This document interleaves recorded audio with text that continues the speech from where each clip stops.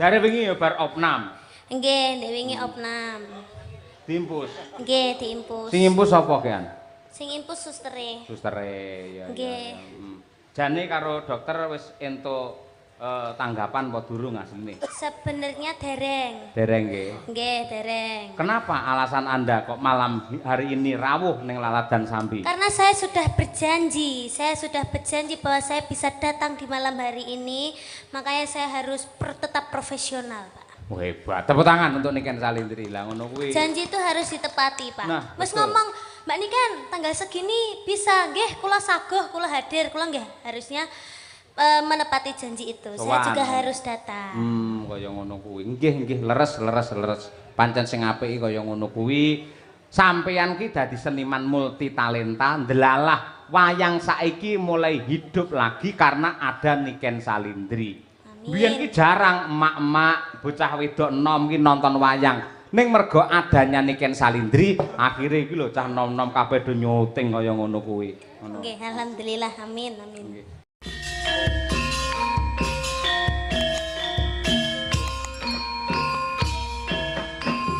Komplit enek wong 50 sowan ana daleme Burini kabeh kopen. Cekake yen arep mbledosne weteng kelakon ning kene iki. Mergo daharan ki ora ana mandheke unjukan banyu mili seneke ya ora keri. Ya pas tiba Kemil iki kaya ngono kuwi. Kaya ngono kuwi. Katresnane Burini karo seniman nganti kaya mengkono. Mila kula mewakili rencang-rencang para seniman ngaturaken panuwun ingkang tanpa upami Burini kalian Pak Hendar. Mugi-mugi menika dados amal kesaenan panjenengan sak keluarga. Iya. Pancen kaya mengkono sing kepareng rawuh akeh ya, Mbak. Aku ora ngira lho, Nduk. Yen ning Laladan Solo Raya iki biasane yen wayangan sing mirsani ora akeh. Ya. Kursi 50 wae sing diisi mung 3. Ha ya. 3 wae siji bisu, sitok gendeng, sitok edan. Ning saiki akeh banget para sutresna Bapak Ibu adik-adik, Mbak Yu sing kepareng rawuh. Ini menjadi bukti nyata dan konkret bahwa warga masyarakat Kedung Gudel Kepoh Kecamatan Sambi adalah pelestari budaya Indonesia. Tepuk tangan untuk penonton semuanya. Ya, Bu Setiorini ya, gandeng asmane Bu Setiorini yo ngaturake lelagon Setyo Tuhu. Setyo Tuhu. Kula nyuwun dawanipun dumateng Roko Mas Muhammad Taslim Al-Had. Men bawa dandang gula Sidoasih mengko Setyo Tuhu jajal ngicipi nggih pemanasan anak wedok Niken Salindri. Wis sehat wis bar dicokot Joko. Bar dicokot apa, Nduk? Nyamuk. Nanti wingi tak telepon ki opnam ning rumah sakit diimpus. Ayo, bar tak dongakne kok kene iki demit randulit setan radoyan waras awit saka kersane Gusti. Alhamdulillah malah semaput. Nggih. Monggo Roko Mas Taslim. Pamintaku Nimas Sidoasih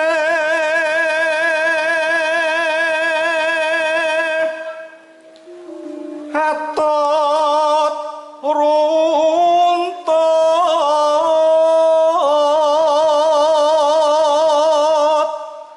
tansah reruntungan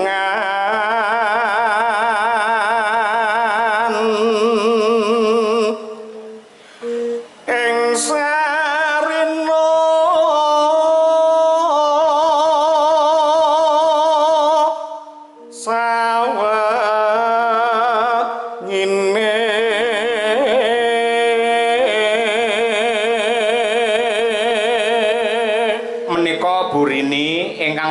mirsani pahargyan ingkang panjenengan gelar mboten namung ingkang rawuh wonten ing lokasi ning ugi kathah ingkang kawareng monitor wonten ing streaming Kuntadi channel.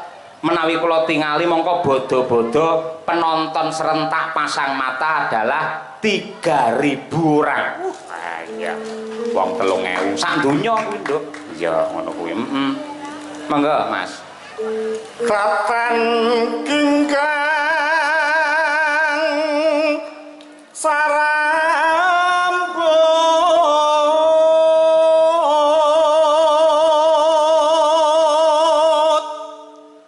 lamun ado caketing hati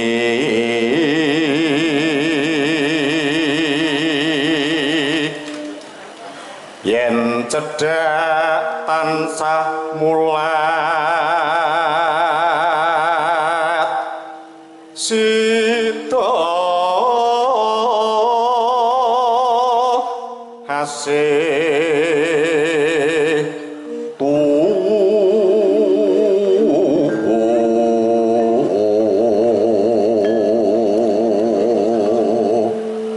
nano pindha mimi lan mintuna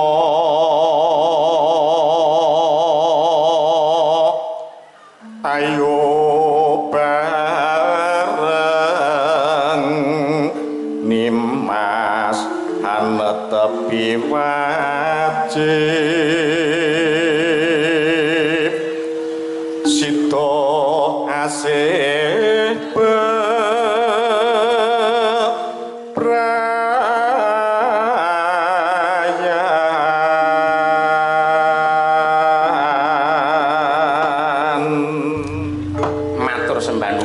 Taslim yo nduk langgame karo lenggah wae ben kaya sinden klasik.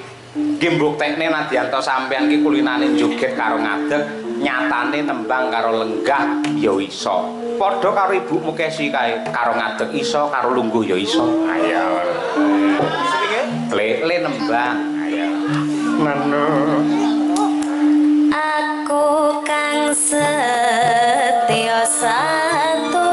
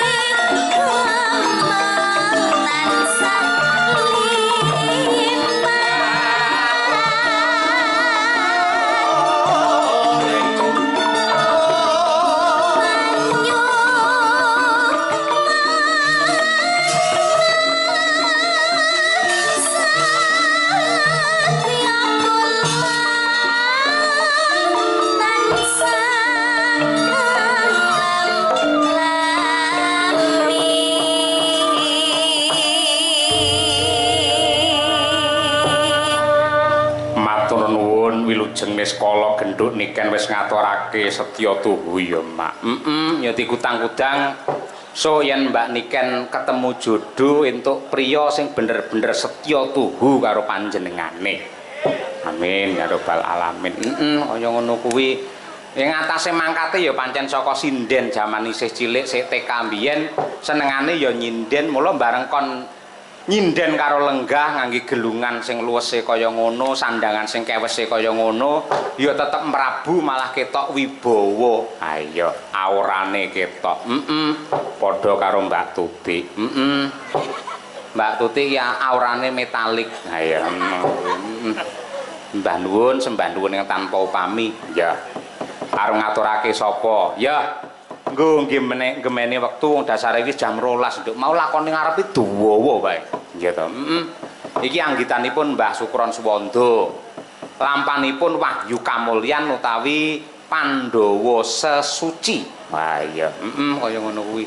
Penuh dengan intrik-intrik, sok-sok malah kaya sinetron, ora tahu to wayang critakne kakange nyenengi karo adine dhewe bar kuwi dicolong terus disandra ngangge pedang ngono iki eneke lak ning film ya kaya ngono kuwi sapa sing diaturi nembang nyuwun tulung sing klasik meneh karo Ibu Sukesi Rahayu ya nembang apa Bu Kesi matur nuwun sik Bu Kesi karo Bu Rini karo Pak Hendar karo Bu Sri sing panjenengane kepareng nglantarake awake dhewe sowan mrene lan jangan lupa salam hormat dumateng para sutresna budaya ingkang kepareng rawuh wonten ing Kepoh. Monggo. Lawuh teri sayure lodeh. Jaluk. Ibu Rini mugi-mugi rezekine wakeh. Amin. Mangan rendang sayure ya lodeh. Bapak dalang mugi-mugi ora rabi maneh. Aku arep ngamini abot ngono ya lho. Ya semoga-moga Bu Kesi. Sak ngono parian kabeh. Ayo mimpin saka Mbak, ayo Mbak Luna Maya, Mbak Luna Maya. Parian ndongake Ibu Rini. Ayo karo Pak Indar. Ayo piye? Tuku teri menyang ngendi ya? Sesek Pak Yaya, sesek mikir dulu. Blank. Tuku teri menyang kutha mboten. Kutha Ngawi. Mugi-mugi Bu Rini tansah kathah rezeki. Amin. Selanjutnya monggo Mbak Mira. Mira Eka Sumber Kencana. Ayo. Mboten teri, Pak. Ana geni ra iso mlayu. Ya pancen geni ra duwe sikil lan mlayu. Mugi Bu Rini sehat selalu. Amin ya rabbal alamin. Oh nggih. Lah iki jas iki kena Nadia Arina ya. Sapa? Neng Pantai Trini. Wah, suarane kaya ning jero guwa. Nang Pantai Trini. Mangan arem-arem. Bu Rini. Sing diling-eling Bu Rini studio kuwi. Mugi ayam tentrem. Amin. Ngono kudu cerdas. Ayo Bir. Iki sing senengane nge-gym. Ayo. Nge-gym ngae kathok cekak, klambi ya siset, udele ketok. Alah wis ngono. Ke Surabaya membeli jamur. Cakep. Mugi Mbak Belva panjang umur. Allahumma amin. Ngapunten Pak, niki pancen obate keri niki. Ayo saka semangate. Selanjutnya ya Nduk, kok kaya apa? Piyayi kaya Ari Tatum. Ayo, nggih.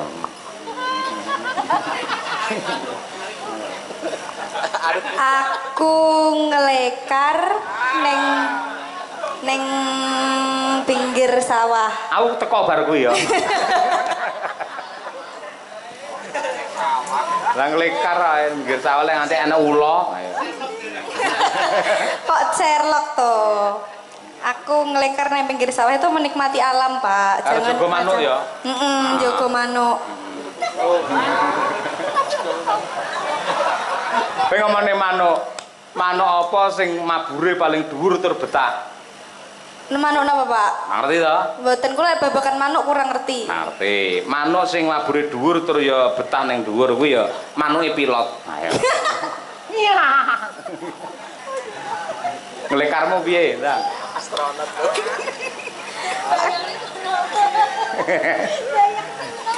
Aku ngelekar di pinggir sawah. Nah.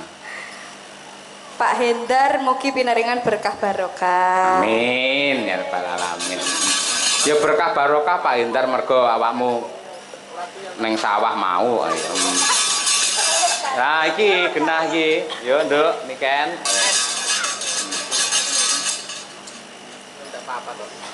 Mangan kursi kalih mangan tampah. Ora mrotoli untumu lho. Gragas, Pak. Gragas. Masalah. Oh, lungguh kursi, Pak, lungguh kursi. Lungguh kursi. Kok mangan kursi. Nah. Lungguh kursi karo lumah. Ora penak no lungguh kursi karo lumah. Lungguh kursi karo esek-esek tampah. Oh iya. Anu Pak nggih beres. Oh iya. Nggih, mugi-mugi Burini sekeluarga Pak Hendar, Mbak sinten? Mbak Delva. Mbak Delva nggih. Nggih, lan tetanggi-tetangginipun mugi-mugi pikantuk rezeki ingkang kathah barokah turah-turah ora lokane malah kebak sehat selalu panjang umurnya. Saya mengucapkan minal aidin wal faizin, mohon maaf lahir dan batin. Ya. Komplit kuwi jane. Sekari berkate ndang didum. Ayo. Jos. Nembang napa Bu Kesi? Ayo. Kula Nggih. badhe ngaturaken tembang napa nggih? Bingung aku ya. Napa? Tak serlok lah bingung. Nembang karyanipun Mbah Sukron Suwondo. Nggih. Kula tampar. Kula tampar siap. Nggih, matur nuwun kalian Mbah Sukron karo Mbah Putri Suci Katiningsih sing sampun kepareng nenggani putra lan mantunipun. Kula nyuwun panjurung pandonganipun sedaya para lenggah, mugi-mugi bapak kula kalian ibu kula tansah pinaringan sehat, berkah panjang umur. Yo, kula tampar bawani men komplit.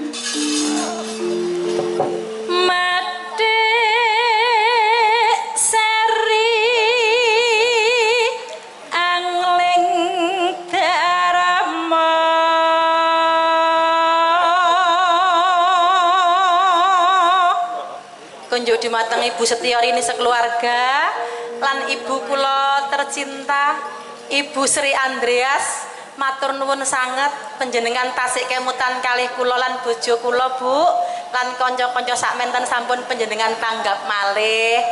Mugi-mugi sambung kekadangan iki mboten namung dinten iki tok. Mugi-mugi ing taun ngajeng Burini Bu Sri sekeluarga rezekine tambah kathah, ampun kesupen tahun ngajeng wayangan malih nggih Bu. Amin ya rabbal alamin. Jenengan lak seneng to Pak ditanggapne wayang Bu? Seneng mboten? Sindene ayu-ayu to nggih? Yogane ganteng-ganteng. Dalange ganteng napa mboten? Bojoku kok Pak. Lah. Ugi kanca-kanca streaming menika nggih ganteng-ganteng. Ayo nggih. Peniti sopir ayo. Monggo Bu. Ana crita tingkae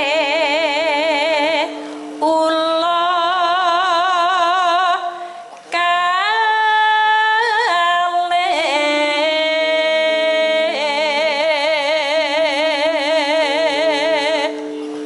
Nano.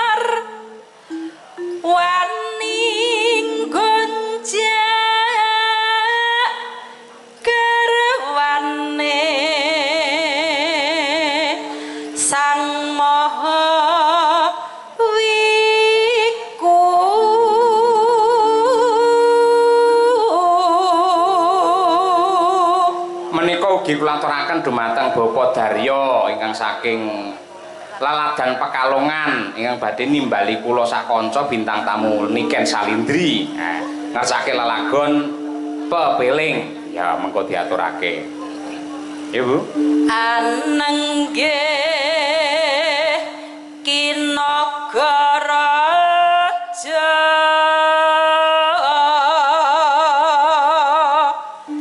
sasilih nyinaga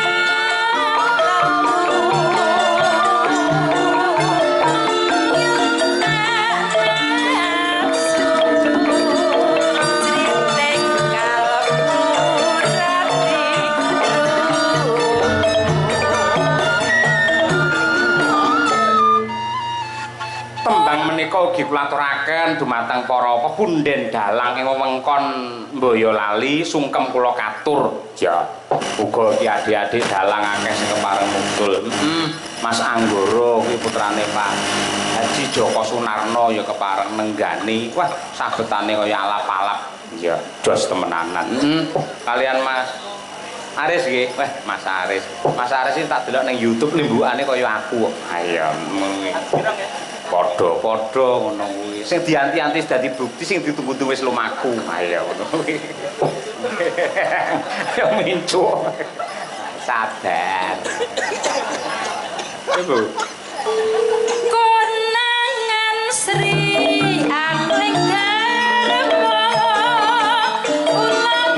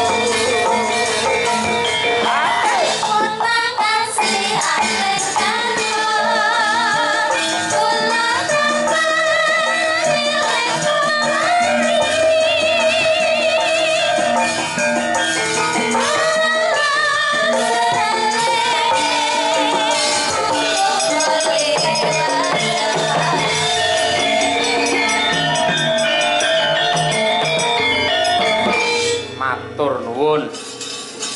Kula tampar utawa Pak Dianom Surata Suwargi paring judul ya kuwi Nyidra Asmara ya, Mak. Pancen kaya ngono kuwi.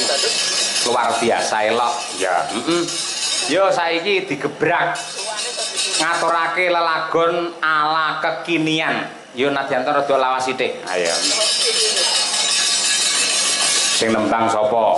Coba aku tak nyuwun karo Mbak Birgita dan juga Mbak Winong Nawangsih. Main berdiri ya. Berpacu dalam melodi cublak-cublak suweng. Yo.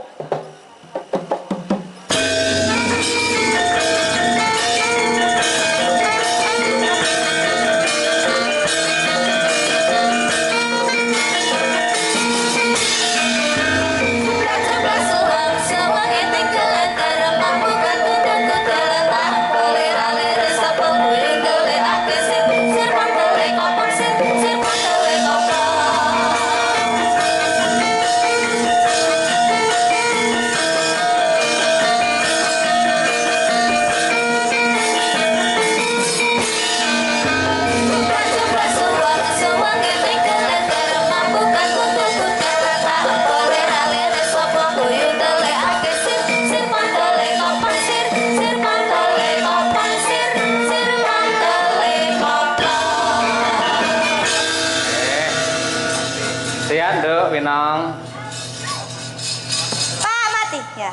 Alhamdulillah sehat Pak. Alhamdulillah. Kegiatanmu poso ngopo ae? Kegiatannya puasa, nge-gym. Terus bersih-bersih rumah. Terus kuliah. Terus main. Terus war takjil, ngabisin uang. Wes gitu tok Pak. Oh iya, apik kuwi yen sampe nyumbang takjil ngono ya apik. Jajane yen tradisine wong Jawa kuwi nduk. Waton enek takjil, terus ana Jumat berkah, enek wong genduren. Kuwi janjane wong sak Indonesia warek kabeh tanpa MBG wis jalan misal. Ayo. MBG makan bergizi gratis. Tembung gratis iki ngenyek karo rasane para kawula. Kok iso gratis? Wong kuwi dhuwit pajeke saka menungsa, saka rakyat kabeh sing diunggahke ning pemerintah banjur dibalekke ning para kawula. Ngono kok iso diarani gratis iki lho. Ayo. Nggih napa mboten Pak Bu? Lah nggih. Ayo, ngono kudu dipenggali aja nglarani atine wong cilik. Sosok ana bantuan nggih wong cilik kae dudu bantuan. Kae bantuan nggih wong miskin, kae dudu bantuan. Anane wong-wong ki do miskin, mergane sing dhuwur dor krayaan dhuwit do grogoti bondo negara. Yen kabeh mlaku apa mestine ora enek wong miskin ki ra ono. Iya to, kaya ngono. Racake mesti sejahtera kabeh. Iya. Mula ya bab kuwi ben entuk kawigaten. Ngono kuwi. Poso wae ngatasé rata-rata muslim ya MBG tetep metu nduk. Ayo. Jare kon sing ra Islam engko mangane karo ndelik. Yen sing poso go mulih. Anakku tau nggo mulih kuwi makanan MBG. Teko omah ya ampun, gedange nganti kaya uta-utan. Lah iya ngono kuwi. Kaya ngono kuwi. Tur akeh anggaran yang dipangkas termasuk ADD, anggaran dana desa. Kuwi saiki dipangkas. Akhire akeh wilayah-wilayah sing do ora gelem nanggap wayang mergo ora duwe anggaran. Yen nganti desa-desa ora wayangan, akhire sing mrongo senimane. Nggih napa mboten? Ayo ngono kuwi. Iki rata-rata iki pancen sepi kabeh ya. Sepi kabeh. Wis tak pantau dalang kae. Biasa. Dalang kae biasa. Awake dhewe rada mending lho. Ayo. Bersyukur. Ayo ngono kuwi. Nduk, Birgita Ayu. Nggih, Pak. Selamat malam. Selamat malam. Jenengan ora muslim ya? Mboten. Poso ndik iya. Mboten, Pak. Kok jenengan mboten tangket apa kegiatan iku kok jenengan pilih kasih Winong mau ditekoni kegiatane apa? Ngono-ngono kuwi. Oh, dikira mau nonton. Kita kok kegiatan kuwi. Ya ben adil, Pak. Jenengan iki pemimpin nek sindene ngadeg berdua iki tekonine sing padha. Oh, ngono. Yo, tanggapan. Jenengan iki lho, Pak. Niki kan tasih anu to, Pak. Bulan apa jenenge? Ayo. Bulanan ayo. Idul Fitri jenengan iki padha padahal kemarin ijek minta maaf karo aku saiki wis ngelani aku terus jalan gumun aku. Saya tak oleh kok ngelani kowe babakan apa? Lah tadi kan itu menimbulkan iri, Pak. Lho Pak timbulnya meneng ae kok ya. Lho sampean iso cerewet. Timbul maksudnya ki apa ya? Muncul. Oh iya. Wis Cahayu Birgita, selama kowe iki poso ki kegiatanmu liyane turu ngopo? Karaoke, Pak. Karaoke.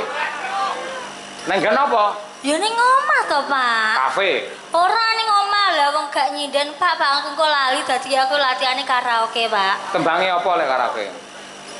Oplosan, Pak. Poso-poso oplosan. Ayo ngono kuwi. Ya wis ora apa-apa. Kegiatane nge-gym, olahraga lah ora keri to. Mboten, Pak. Oh, ibu kesi barang dingin tajak nge-gym. Ayo ngono. Apa nggih, Pak? Oh, nge-gym. Di mana? Hah? Di mana? Cedak omahku nggen apa jenenge etanku kae ning perapatan enek nggih nge-gym. Oh, berarti jenengan angkat besi, angkat beban. Enggak, ngangkat bukesi kuwi lah aku. Ayo ngono kuwi.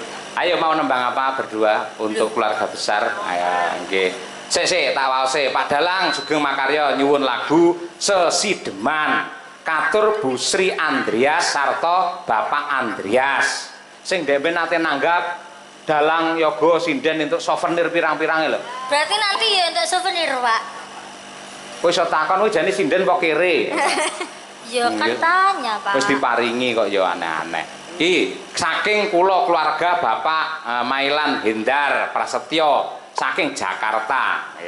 Niku ugi Ki Sunaryo ketua apa ki?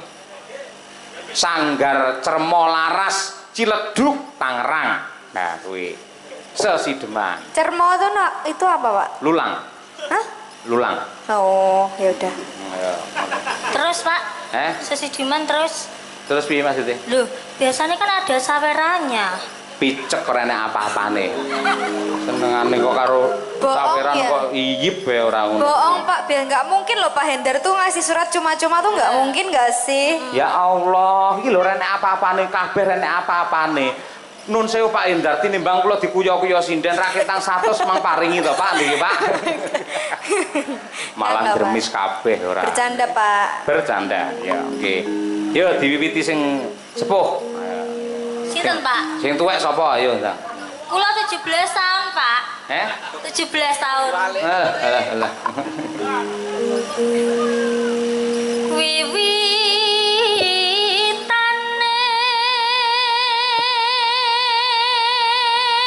nderek sapa, Nduk?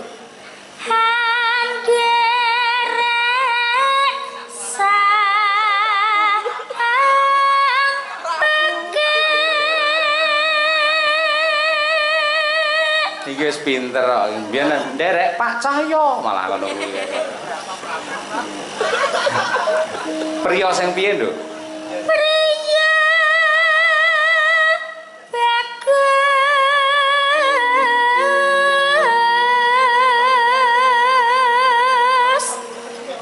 kang olah budaya.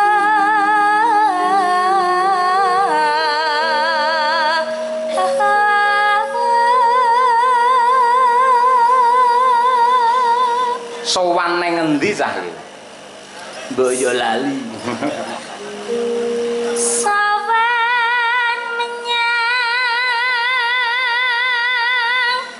kutha gedhe.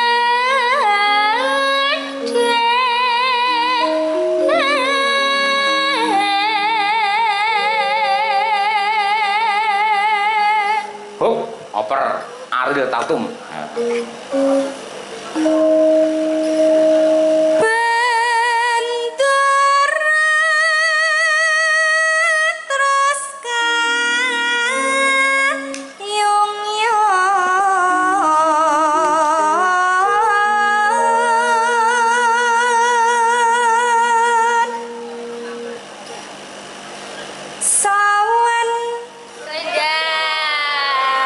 Sing salah dek to. Engko sing disalahne aku, salahe ora tanggapan. Mulane koyo angklung nang karaoke. Kok iki sinden ya golek salah. Sing salah mesti aku mendhian. Salahe sepi. Kok dibong lho, Pak?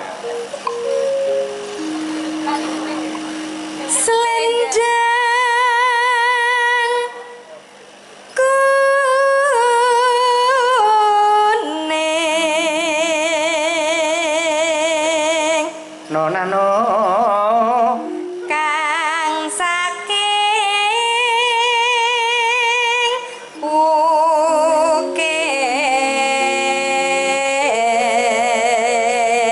ukir.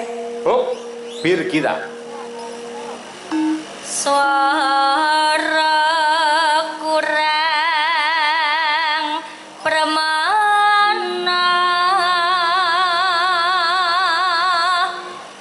ning wasisa ngumro.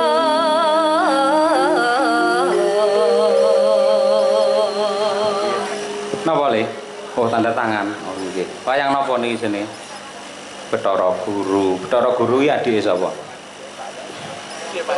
Bathara Guru ki adike Pak Bathara dosen ya ditandatangani muti niki nggih pundi nggih sapi niki nggih niki lho dongane esuk dadi dalang kondang ya le bojone akeh Nggak boleh ya dek ya. Nyuwun THR Pak Dalang, Pak Dalang niku sugih saestu lho tenan. provokator tenan Nah nggih, mosok sampean gur nyuwun tanda tangan tok. sampean milih tanda tangan apa duit Nggih. tanda tangan sik Niki Mak, niki. sampean tanda iki rungono bir Iya. iki cah cilik sing ikhlas Ya. sampean tanda tangan karo duit milih ndi Tanda tangan. Ya. tepuk tangan untuk anak kita iki ya ngono ki ora kaya sindene wajahe kaya kotak amal malan ora Lho, lah duit kuwi penting. Sama nek ra duwe duit ora iso tumbas ciki nggo. aja nggugu omongane gurem cecek gurem iki kewan cilik ning gateli ora ngono Tapi jenengan ini yo mbok yo sing anu to Papa, masa ada anak kecil kok gak dikasih apresiasi. Ojo cetel-cetel to Papa. Nyo 100 susuk 80 ayo nggih iki lagi buka dasar dijaluki Lagi apa? yo angung bro Sinten? awakmu Angung rumarang bendara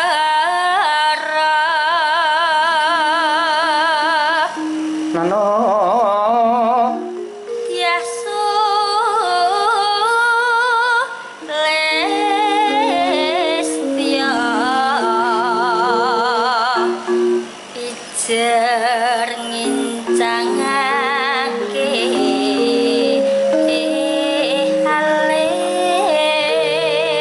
alis masuk berdua Terus no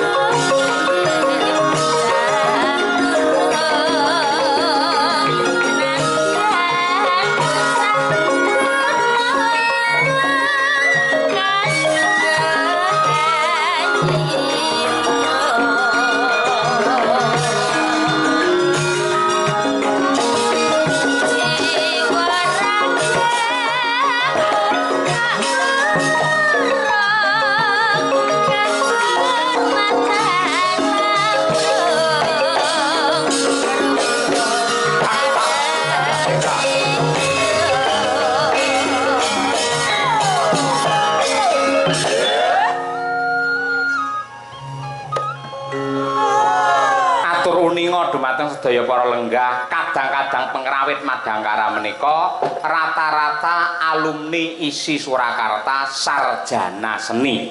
Masa, klebet ingkang ngasta demung nika piyayi saking Boyolali sing agem kaca tinggal. Kuwi piyayi Boyolali, tak kira Pak Tristuti kuwi. Kaca mripate sami niku putranipun Ki Suryanto Karanggedhe. Lah iya, sedaya menika para alumni, para guru-guru. Ha iya, Mas Raja Malaya ning ISI. Ning isi Muhammadiyah ayo. Ora enak ya, ora nggih. Mangga, apa mau terus e? Mbak Bir. Kowe. Oh. Maaf ya, Pak. Apa? Lali. Ah ya biasa. Sampean sih sepi. Iya, kena to kena jangkrik. Urip ana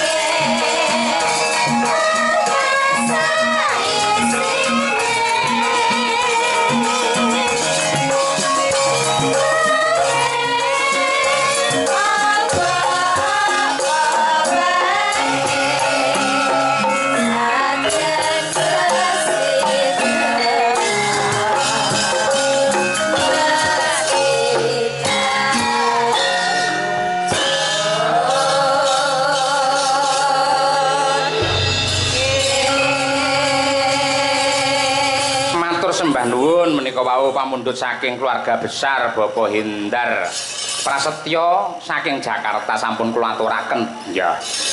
Yo iki ngaturake genduk niken Salindri men ngubengi panggung ya. Tapi Mas pelokipun Mas Dar. Kok kaya apa? Kur nangis sajroning atiku.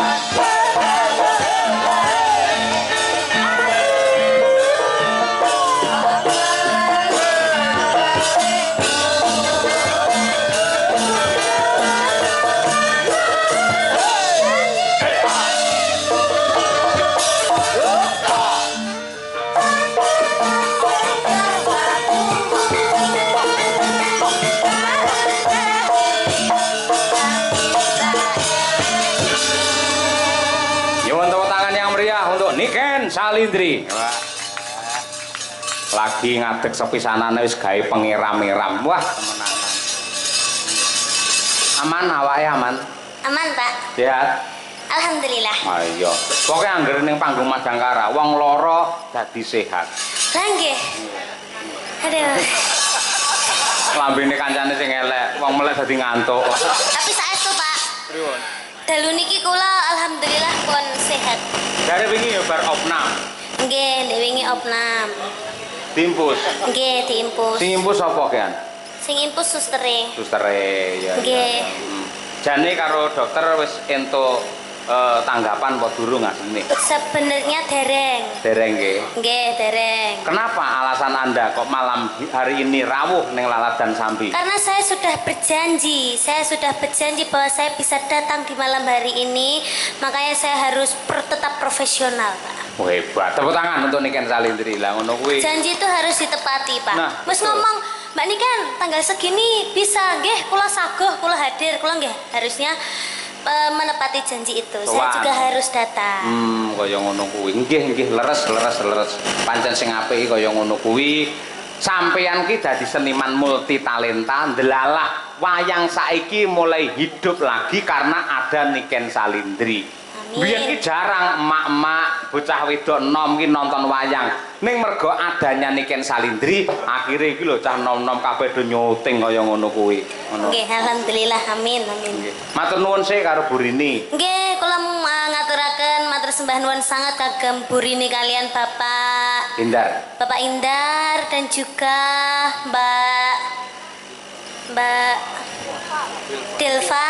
Nggih, Belva Putri. Mbak Belva. BORD. D B babi. B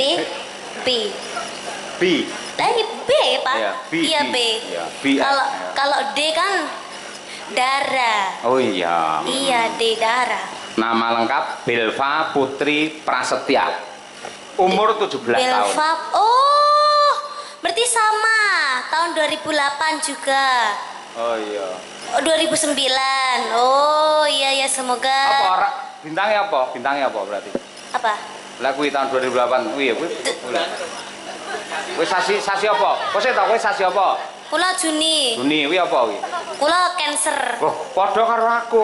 Napa? Aku Jenengan ya- nggih Juni.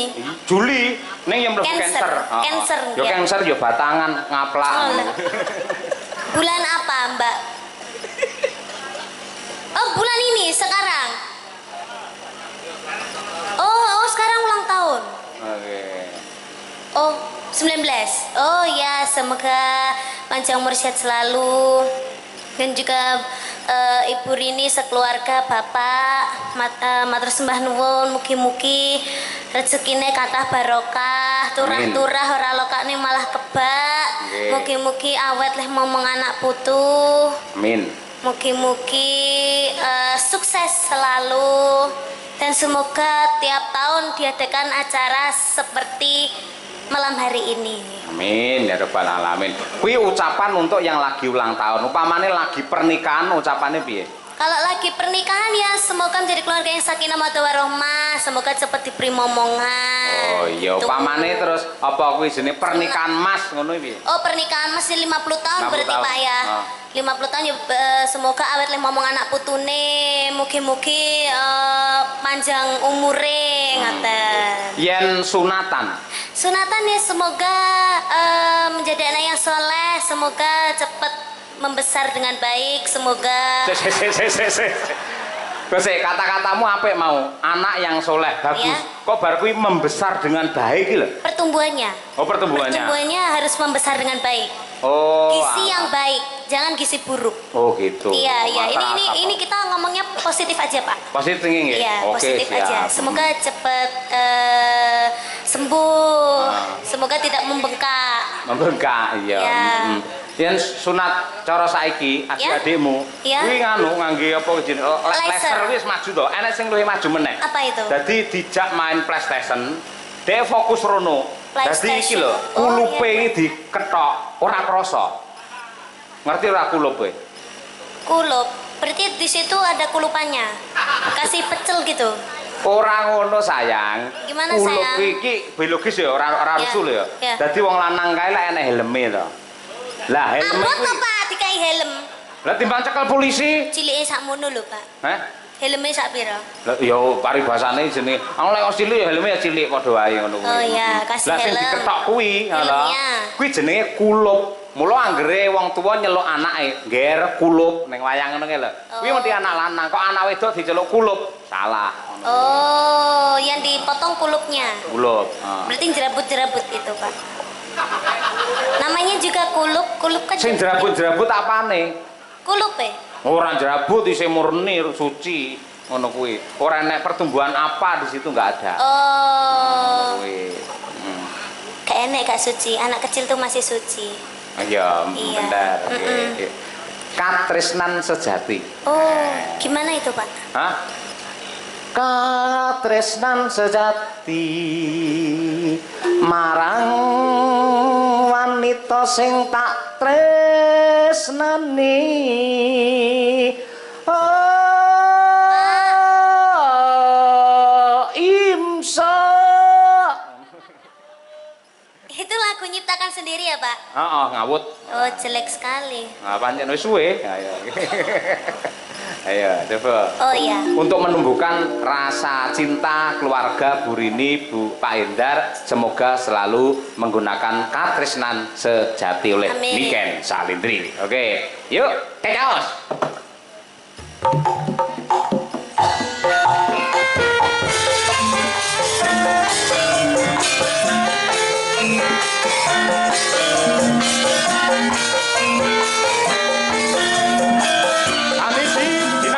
Dimanapun Anda berada.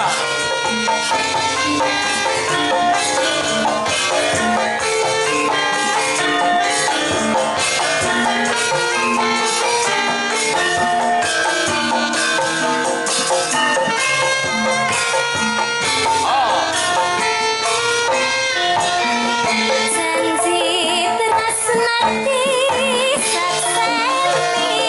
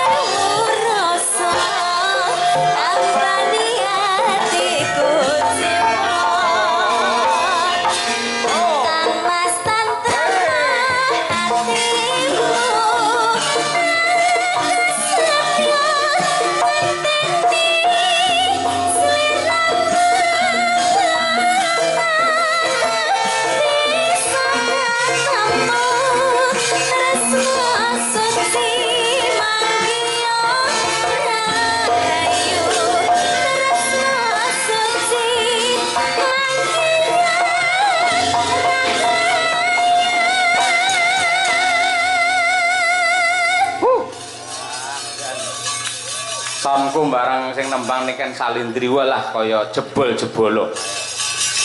Istirahat ya nduk jaga kesehatan. Nggih, Pak. Mengko nembang nang nggen goro-goro. Ayo nggih. Dados para penggemar niken Salindri nggih nyencang jenengan. Niki mangke tetep badhe nembang teng nggen goro-goro. Pokoke super edan. Wah ya. Mbacutne glaring cerita Wahyu Kamulyan. Kabeh do bingung merga para Pandhawa sak rampunge lakon Wirata Parwa nganti ripalungguhan iki ora ana kabul kawusanane. Ayo, yen ngono ayo padha rakit ya kuwi leladi kelawan ingkang sinuwun. Ya, Nduk.